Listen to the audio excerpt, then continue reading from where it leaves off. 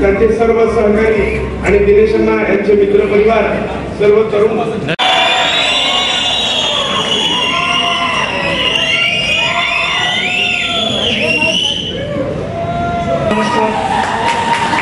आदरणीय व्यासपीठ मी पहिल्यांदाच कोणाला माहिती होतो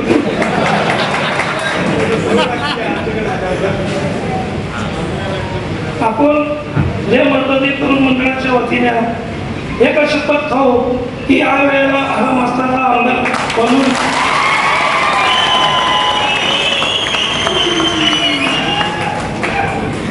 मास्तर तुम्ही महाविकास आघाडी पक्ष तिकीट घेऊन द्या न घेऊन द्या, तुम्ही त्या पक्षाचा विचार करू नका. तुमच्या पाठीशी एवढी मोठी ताकद आहे की ते लोक तुमच्या मागे लागला पाहिजे. तुम्ही महाविकास आघाडीकडून लढा करून तुम्ही आपल्यापर्यंत यायला पाहिजे, असं आपण वातावरण तयार करू.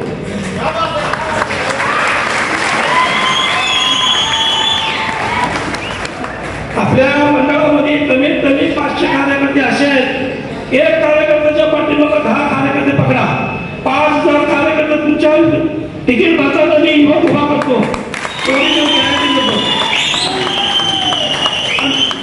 5000 कार्यकर्ते फक्त एवढंच काम करा की प्रत्येकाने फक्त आपल्या घरचे 5 शेजारचे 5 एवढा काम आपण करून घेऊ. कार्यकर्त्यांना जिथं बी कमी पडेल तिथं आपण उभा राहून त्यावेळेला मास्तरला आमदार करायचं म्हणजे करायचंच.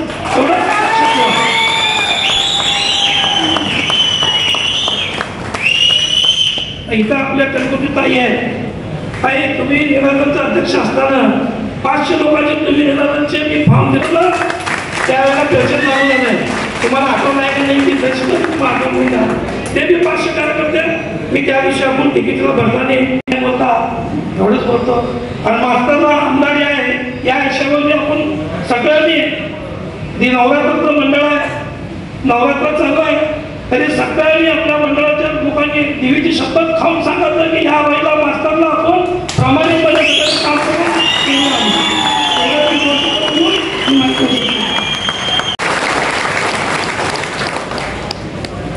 आता बेफाम सुटणार सोलापुरात. मला दिनेश बोडकेने म्हणलं, मास्तर काळजी करू नका, तुम्हाला आमदार केल्याशिवाय मी गप्प बसणार नाही, हे देवीची मूर्ती आहे.